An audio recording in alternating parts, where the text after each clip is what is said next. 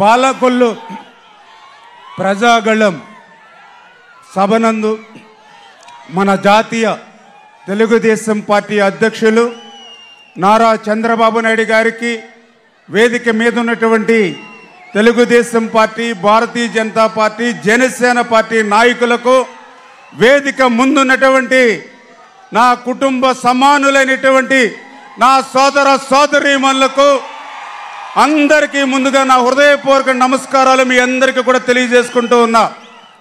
2014లో శాసనసభ్యుడిగా నాకు అవకాశం ఇచ్చి చంద్రబాబు నాయుడు గారు నన్ను గెలిపించి 2014-2019లో పాలకొల్లు నియోజకవర్గానికి వేల కోట్ల రూపాయల నిధులిచ్చి అభివృద్ధిలో, సంక్షేమంలో పాలకొల్లుని ఆంధ్రప్రదేశ్ రాష్ట్రంలో అగ్రభాగాన నిలిపేటువంటి అవకాశాన్ని చంద్రబాబు నాయుడు గారు అందించి, దాని ద్వారా మిమ్మల్ని అందరినీ కూడా మెప్పించడం ద్వారా 2019లో మరి 18,000 ఓట్ల మెజారిటీతో మీరు గెలిపించగలిగారని అంటే, ఆ రకంగా నాకు రాజకీయంగా మరి ఈ రకమైన పదవులు ఇచ్చినటువంటి నారా చంద్రబాబు నాయుడు గారికి ముందుగా హృదయపూర్వకమైనటువంటి పాదాభివందనాలు ఆయనకి ముందుగా తెలియజేసుకుంటూ ఉన్నా.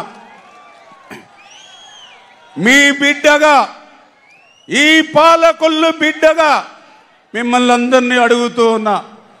ఆ రోజు అధికారంలో ఉన్నప్పుడు చంద్రబాబు నాయుడు గారి సహకారంతో ఈ నియోజకవర్గాన్ని అభివృద్ధి చేశా.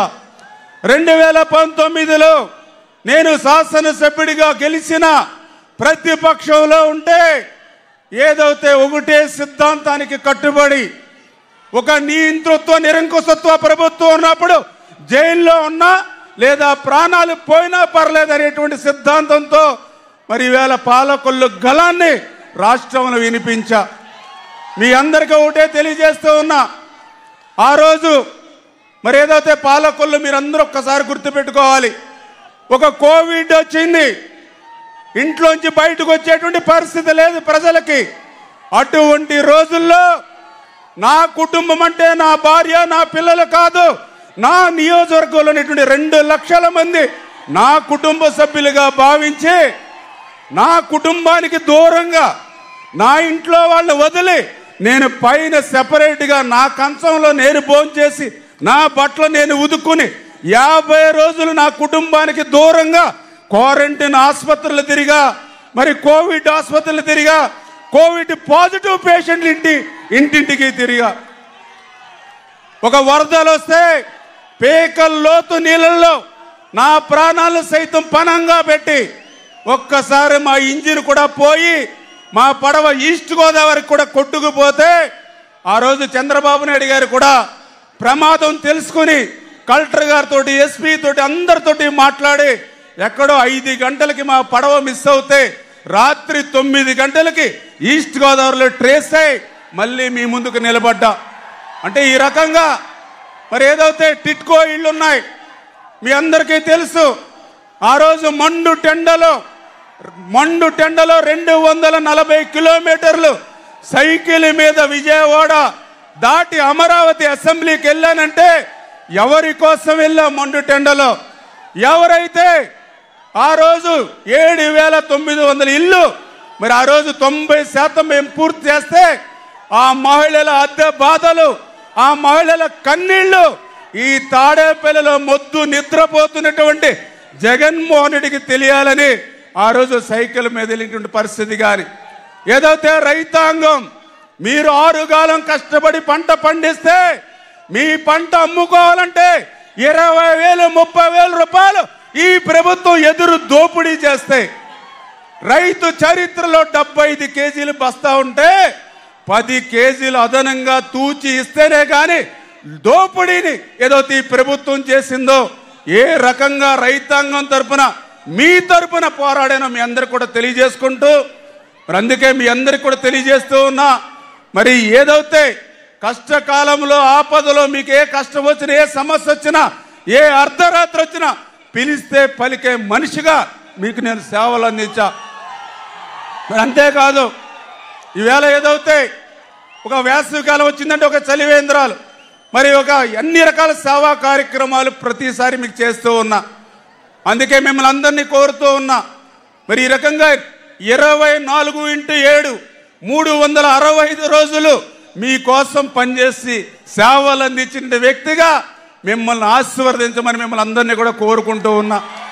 ఎందుకంటే ఈవేళ వచ్చాడు ఒక వైఎస్ఆర్సీపీ అభ్యర్థి, ఏం చేశారు ఈ సేవలు మీరు ఒక్కసారి గుర్తుపెట్టుకోమని అడుగుతూ ఉన్నా.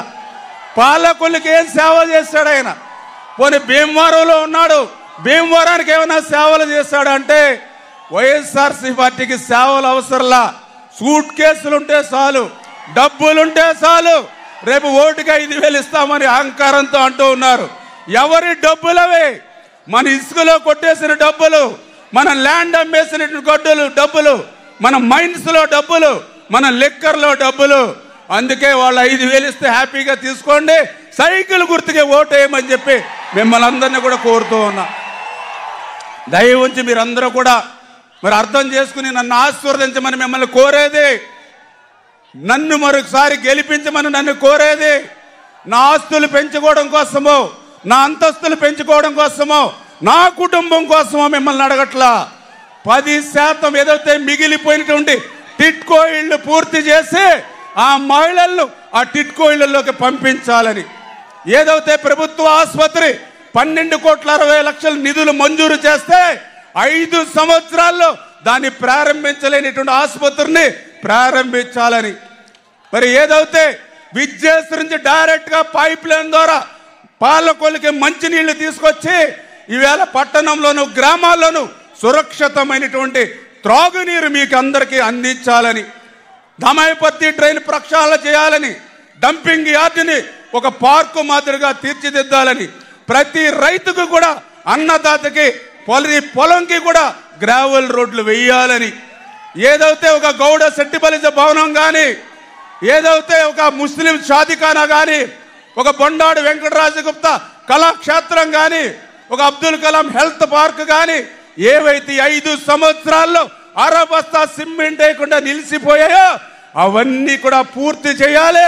మీ రుణం తీర్చుకోవాలని మిమ్మల్ని అందరినీ కూడా నన్ను ఆశీర్వదించమంటున్నానని మిమ్మల్ని అందరినీ కూడా కోరుకుంటూ, మరి ఎప్పుడు కూడా నాకు చంద్రబాబు నాయుడు గారు ఎంతో ఆశీర్వదిస్తూ, ఆ రోజు 2014 నుంచి ఇప్పటి వరకు కూడా నాకెంతో అండదండలు అందిస్తూ స్ఫూర్తిగా నాకు చంద్రబాబు నాయుడు గారు నిలుస్తూ, అదేవిధంగా నారా లోకేష్ బాబు గారు కూడా ఒక అన్నగా నాకు ఎప్పుడు కూడా తోడ్పాటును అందించేటువంటి 2 నాయకులు మరి నాకున్నటువంటి పరిస్థితి. మరి వీరిద్దరికీ తోడుగా ఈరోజు పవన్ అన్న కూడా మరి మనతో కలిసి ఉన్నారు. అంచేత దయ ఉంచి మీరందరూ కూడా రాబోయేటువంటి రోజుల్లో ఆశీర్వదించి, ఏదైతే 5 సంవత్సరాల్లో 20 సంవత్సరాలు పాలకొల్లు వెనక్కిపోయిందో మళ్ళీ 20 సంవత్సరాలు ముందుకు తీసుకెళ్లేటువంటి అవకాశాన్ని మిమ్మల్ని అందరినీ కోరుకుంటూ సెలవు తీసుకుంటూ ఉన్నా. జై తెలుగుదేశం, జై జనసేన, జై బీజేపీ.